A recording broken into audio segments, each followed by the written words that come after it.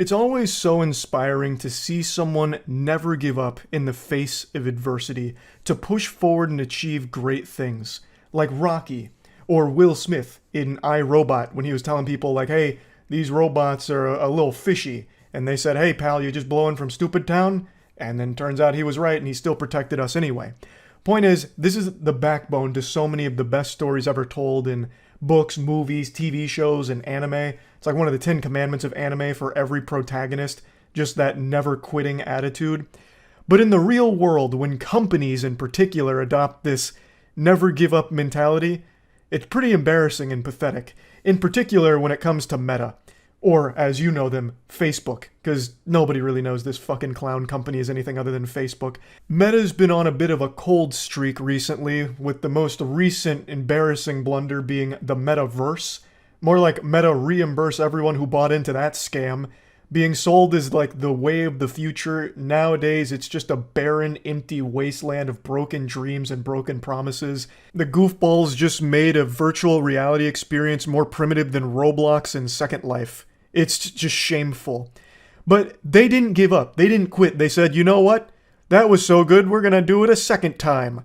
What about second breakfast? So they're trying another venture here, and it's actually opening to pretty big success. And it's what we're talking about today. Threads, a Twitter competitor. Twitter's had its own series of missteps, quite a few blunders. They've given up Scholar's Mate a few times here, and it looks like Meta's trying to strike while the iron's hot, so they released their own Twitter competitor called Threads. When looking it up, I saw this headline: Meta's Twitter competitor for friendly conversation launches early. And this feels like the worst article ever written to promote something. Calling it a place for friendly conversation makes it sound like Weenie Hut Jr., where you're not allowed to go in there unless you're wearing elbow and knee pads. Not that I like Twitter. I think, and I've been very vocal about this, I think Twitter fucking sucks. I don't think the world was ready for a platform like that, and it is just the absolute worst thing for a human being's mental health. And now for the first time, we're being cursed with a platform that threatens Twitter's stranglehold on brain rot. This is like that scene out of Godzilla where he says, let them fight. We now have two kaijus going to war over poisoning your mind, basically. So you have Twitter, which is no stranger to horrible decisions, and now you have Meta with Threads, which is no stranger to horrible decisions. Obviously, Meta's mainly going to be using this for more data harvesting, I imagine, since that's kind of their bread and butter behind their business models. But this is a big deal because Twitter now has actual competition in the space. And it doesn't seem like they like this ball game very much, because apparently Twitter is threatening to sue Meta for Threads right now, saying that it stole their trade secrets. I don't know what Krabby Patty secret formula they think they cooked up there, but Twitter itself was already derivative of some of the old message boards from way back in the day. It just kind of became streamlined on Twitter, and everything just got so concentrated on the internet as a whole that everyone flocked to Twitter for the experience. I don't know exactly if they have a strong case against Meta here for Threads, so I guess we'll just have to see how that whole soap opera plays out. But honestly, the biggest thing about this announcement that I see nobody talking about for some reason is the fact that Meta maliciously calculated today as their launch day because they knew that I was dropping our Plague Seeker animation. They wanted to take the wind out of our sails, knowing that Plague Seeker was going to hog all of the internet's attention for today, so they had to drop Threads in order to take the wind out of our sails, which is foul play from Meta, but I'd expect nothing less from fucking Zuckerbot. So don't let them win. Go watch the Plague Seeker animation. We worked very hard on that. But anyway, I don't want to get too lost in the sauce here at the buffet, so before the steam keeps pouring out of my ears, let's focus on Threads. I have always been extremely vocal about how important competition is, and more now than ever, since everything is getting so concentrated on the internet, where pretty much all discussions are happening on either Twitter or Reddit and like nowhere else these days. I always think competition is a great thing. But that being said, Twitter sucks shit through a crazy straw, and I am not thrilled about making another Twitter account on something called Threads. I don't need a Twitter 1.5. I already don't like current Twitter, so why would I come around for the sequel here? I don't need too fast, too Twitter, so I'm not going to make a Threads account, but I'm glad that it exists, and I hope it does become successful, so that way Twitter doesn't have a stranglehold on brain rot anymore. They can now share the neural load, and maybe, now we're just spitballing utopias. Maybe Threads actually does become a great social media platform somehow, and Twitter can just kind of be like this quarantine zone for, wild, wacky nonsense. It could just be like the fucking loony bin, right? Then I'd make the switch to Threads.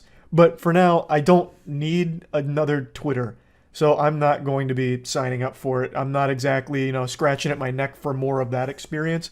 But like I said, competition is great, and I do hope Threads can at least threaten Twitter enough so that way both can improve. So that way you're not stuck with constant dog shit changes that make the user experience worse. Most important thing to remember about competition, that it is always the best thing for consumers. You want competition.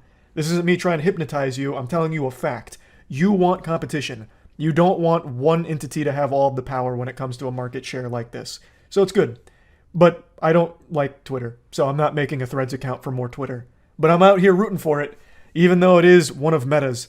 But at least now you get the choice. Do you want to stay on Twitter, or do you want to go to fucking Mark Zuckerberg's booby here and suckle on that for the Twitter experience? You get choices now. And since I don't have a Threads account, I've just been reading people's personal accounts of the site. Apparently they're not allowing pornographic material, and they're also censoring people, like individuals.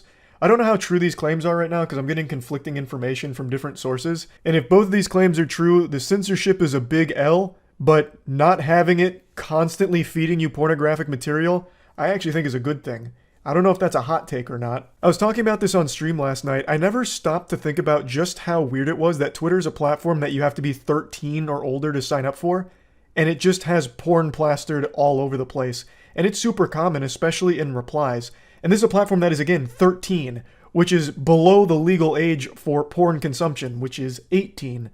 And it just wasn't even something I even thought about until a couple people on Twitter started mentioning it, and I was like, that's an interesting point. And the majority of the time, it's not age-gated at all. You just immediately get fed the content with no, safeguard in place or anything. You'll read a goofy tweet that you're giggling about, such as the timeless classic, dude walked into the pee store and said, "Is this the poop store?" It's like, brother, look around.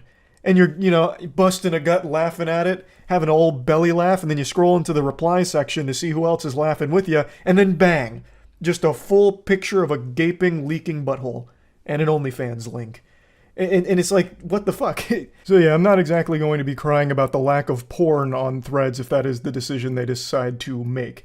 But I did look up some complaints that a couple of articles have noted, so I'm just going to go through those real quick, because again, I'm not making an account on Threads right now, so I don't know firsthand what the experience is like. According to this article, you can't set Threads to view only posts from accounts you follow, which, again, this just feels like they rushed it out and just didn't bother putting this in yet, but will be coming shortly if I had to guess, because this is a pretty obvious one that they'd need to have set up. There's also no web interface, but you can read the threads on the website, but you can't post them or interact with them in any way. And apparently you can't delete your Threads profile without deleting your Instagram, which seems like a pretty big oversight, but it seems like something a lot of people will have an issue with down the line. According to the quote here, you can deactivate it, but you can't delete it without, also annihilating your Instagram account. Also, there's no search functionality right now in Threads. It only lets you find user accounts, so they do say that they'll be adding more features to help discovery, obviously. That's very clear. This is just a rushed job getting it out, so it doesn't have all the features at the moment. And then the other thing is that it's not currently available in the EU, which I imagine it will be shortly. But yeah, anyway, like I said, even if I'm not making a Threads account right now, I am happy that there is competition in the space, and hopefully it can be a legitimate competitor to Twitter. So yeah, that's really about it. So yeah.